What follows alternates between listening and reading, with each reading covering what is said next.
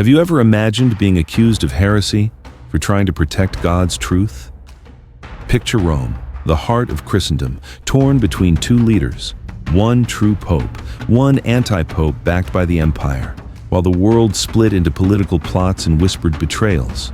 One man, chosen by God, carried the cross of spiritual leadership, falsely accused, nearly killed, and yet he freed every slave in Rome. His name was Symmachus, and his faith defied emperors. But what few know is that he only endured because he prayed in secret every night in the catacombs of the martyrs. The year was 498. The Western Roman Empire had fallen. The Ostrogoths ruled Italy, and the Church was facing one of its greatest trials, a schism, an internal rupture. Symmachus was born on the island of Sardinia. Little is known about his childhood, only that his father was named Fortunatus. But his destiny lay far from the calm waters of the island.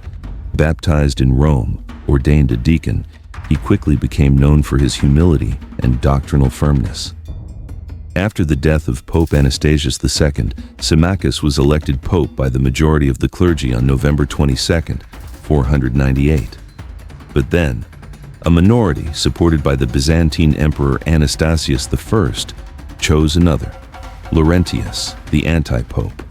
Two popes, one throne, a city in conflict, and the barbarian king, Theodoric the Ostrogoth, would decide who wore the tiara of Peter. Theodoric ruled in favor of Symmachus, but hell had only begun.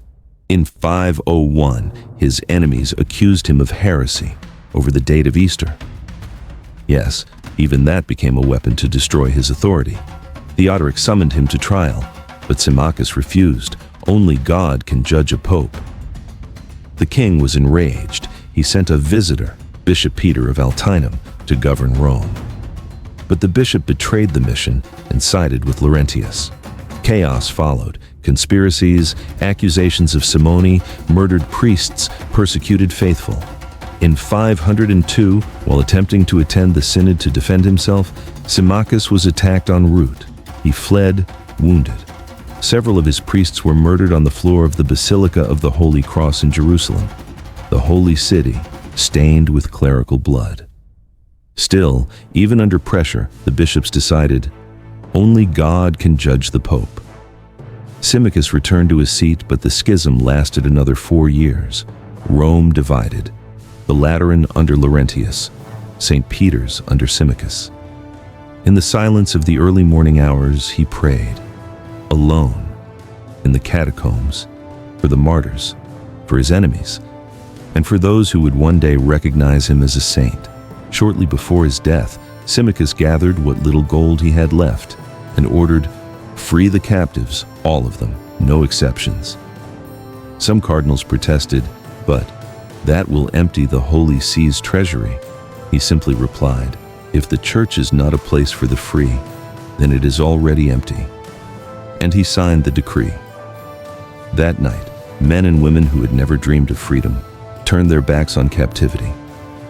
Rome awoke to the sound of chains falling to the ground. The Pope, who was nearly deposed, was the very same who freed an entire city.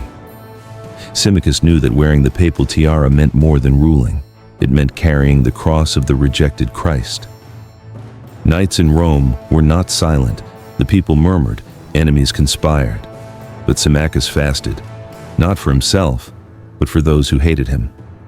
And there were moments when he asked himself, "Lord, why did you place me here?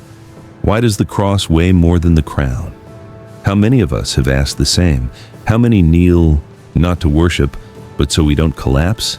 Symmachus wept, but he hid his tears between hymns. He knew that in the story of saints, silence often speaks louder than the crowds. Take a deep breath now. Close your eyes. Imagine yourself walking through shadows, surrounded by voices that accuse you. You stumble, you bleed, but you don't give up, because someone is waiting for you to stay on your feet. Symmachus did not fight for glory. He fought because the truth of the gospel is not negotiable. And today, maybe you too are trying to hold on to faith in a world that calls you crazy. But remember, To belong to God is to walk against the current. Symmachus's legacy is not just in altars or basilicas. It lives every time someone chooses truth, even when it's unpopular. It lives in every woman who fights to be heard, in every father who raises his children in faith, even without answers, in every young person who rejects the system to live the gospel. Symmachus was not just a pope, he was a mirror of Christian resistance, a symbol that even in the mud, God raises columns to support his church. Pope St. Symmachus died on July 19, 514. He was buried in the Basilica of St. Peter.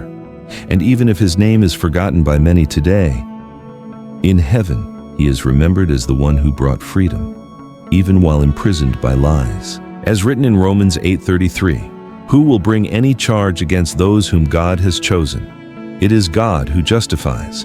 And also in 2 Corinthians 4:8-9, "We are hard-pressed on every side but not crushed, perplexed but not in despair, persecuted but not abandoned, struck down but not destroyed." Symmachus was pressed, persecuted, struck down, but never destroyed. If this story touched your soul, write in the comments, "Amen, Symmachus," and share it with someone who is facing injustice yet still stands.